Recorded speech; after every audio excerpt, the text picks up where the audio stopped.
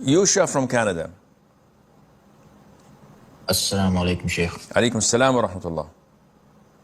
Sheikh, this is a question my father wanted me to ask you.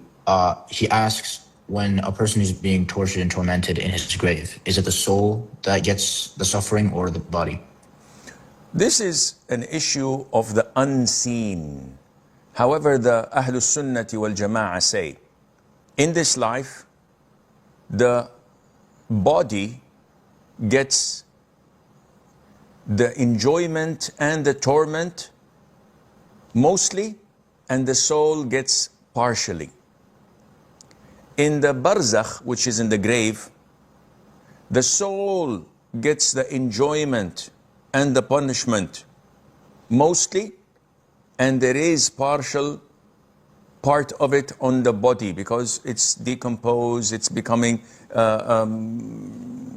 not there anymore, but there is some part of that.